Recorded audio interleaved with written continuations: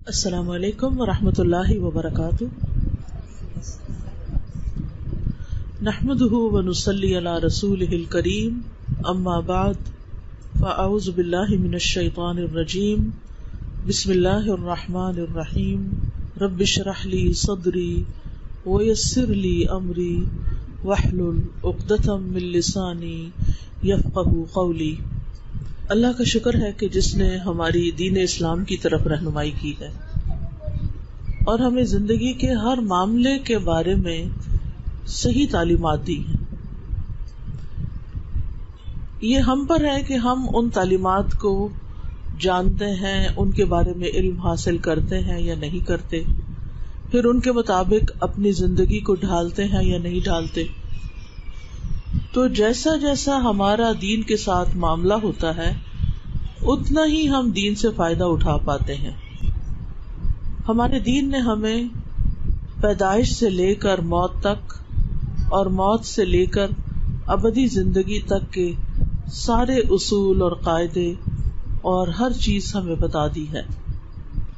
صرف یہ نہیں بتایا کہ ہمیں اس دنیا میں کیسے رہنا ہے، ہمیں یہ بھی بتا دیا ہے کہ قبر میں کیا ہوگا، ہمیں یہ بھی بتا دیا ہے کہ حشر کے دن کیا ہوگا، ہمیں یہ بھی بتا دیا ہے کہ حشر کے دن کے بعد جنت یا جہنم جو ہے وہاں کیا ہوگا. اگر ہم خود غفلت میں ڈوبے رہیں اور ان چیزوں کے بارے میں معلومات حاصل نہ کریں تو پھر ہم یا تو لوگوں کے بتائے ہوئے سنے سنائے دین پر چلتے رہیں گے یا اپنے ہی کچھ خیالات کے مطابق زندگی بسر کر کے چلے جائیں گے، لیکن اس زندگی سے پھر بھرپور فائدہ نہیں اٹھا سکیں گے. اس زندگی سے پورا فائدہ اٹھانے کے لیے ضروری ہے کہ دین کا باقاعدہ علم حاصل کیا جائے، اللہ سبحانہ تعالیٰ کی پہچان کی جائے، اللہ سبحانہ تعالیٰ کے ساتھ ایک بہترین اور خوبصورت تعلق قائم کیا جائے، اللہ سبحانہ تعالیٰ کے سامنے ہر دکھ تکلیف پریشانی ہر مسئلہ رکھا جائے اور اس سے حل مانگا جائے. ہم جانتے ہیں کہ دعا کرنا ایک عبادت ہے اور ہمارے مسائل کا حل ہے، لیکن بہت دفعہ ایسا ہوتا ہے کہ ہم دعا کرتے ہیں لیکن جب ہمیں قبولیت کا اثر نظر نہیں آتا تو ہم اللہ تعالیٰ سے ناراض ہونے لگتے ہیں. حالانکہ ہونا یہ چاہیے کہ دعا قبول ہو جائے، وہ چیز مل جائے جس کی ہم طلب رکھتے ہیں، یا نہ ملے ہم اللہ سبحانہ تعالیٰ کے سامنے اپنا سر جھکا دیں، اپنا معاملہ اللہ تعالیٰ کے حوالے کر دیں اور دعا کے قبول نہ ہونے کی کوئی تعویل کر لیں، کوئی اپنے دل میں وجہ سوچ لیں. مثلاً یہ کہ کبھی جو چیز میں مانگ رہی ہوں اس کا نہ ملنا میرے حق میں زیادہ فائدے کی چیز ہے اور زیادہ مناسب ہے، کیونکہ کئی دفعہ ہمیں کوئی نعمت مل جاتی ہے تو ہم اس کی وجہ سے تکبر میں مبتلا ہو جاتے ہیں، ہمارے اندر اکڑ آ جاتی ہے، ہم اپنے آپ کو کچھ سمجھنے لگتے ہیں، اور جب کوئی چیز نہیں ملتی اور ہم ٹوٹ جاتے ہیں تو ہمارے اندر وہ چیز عاجزی پیدا کر دیتی ہے.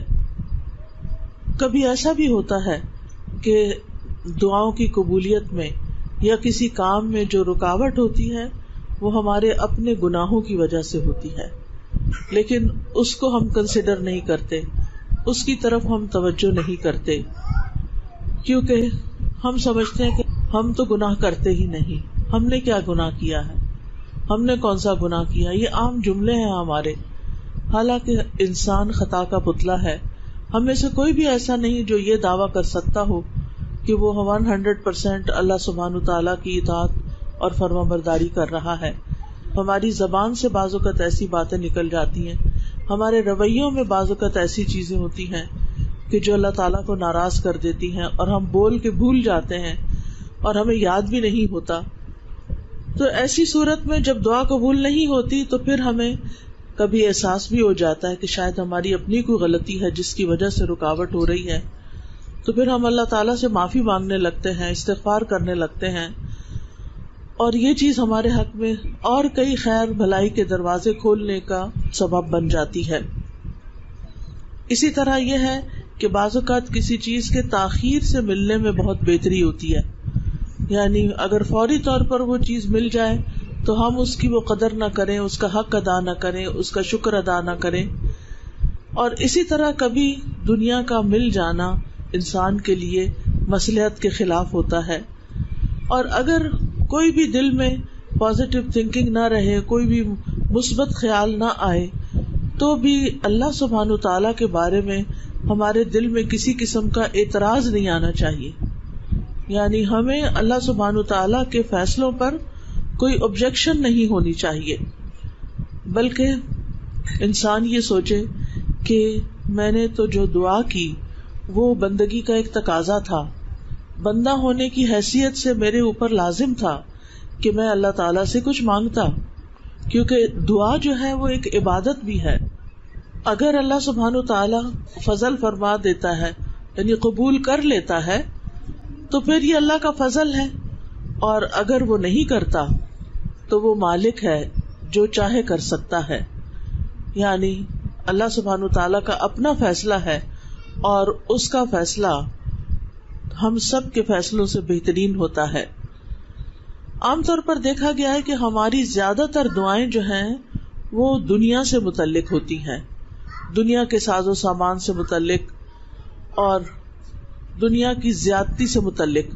ہم ہر چیز چاہتے ہیں کہ دنیا میں کوئی بھی جو عیش و عشرت کی چیز ہے وہ ہمیں مل جائے، لیکن اگر دیکھا جائے کہ وہ سب کچھ نہیں بھی ملتا جو ہم چاہتے ہیں، تو اس میں بھی ہمارے لیے خیر ہی خیر ہے. کیونکہ جب انسان کو زیادہ دنیا مل جاتی ہے تو وہ اللہ تعالیٰ کو اور زیادہ بھول جاتا ہے، اور بعض اوقات وہ اللہ سبحانہ تعالیٰ کی ناراضگی کے کاموں میں ان کو استعمال کرنے لگتا ہے. تو اس لیے سمجھدار انسان کو چاہیے کہ وہ ہمیشہ اپنا تعلق اللہ تعالیٰ سے مضبوط رکھے، اللہ تعالیٰ کے حقوق ادا کرنے کی فکر کرتا رہے، اور اللہ تعالیٰ کے مدبر ہونے، اللہ تعالیٰ کی تدبیر اور اس کے انتظام پر راضی رہے. بظاہر اگرچہ اس میں ہمارے لیے ہارڈ شپ ہی کیوں نہ ہو. اور جب انسان اللہ تعالیٰ کی طرف متوجہ ہو تو اس میں انسان اپنی غلطیوں پر نظر رکھے، اللہ تعالیٰ کی رحمت پر نظر رکھے، اس کے فضل و کرم پر نظر رکھے. اور پھر یہ ہے کہ اگر انسان مناسب سمجھے تو دعا کبھی چھوڑے نہ. یعنی جس چیز میں وہ اپنے لیے خیر سمجھتا ہے وہ مانگتا رہے.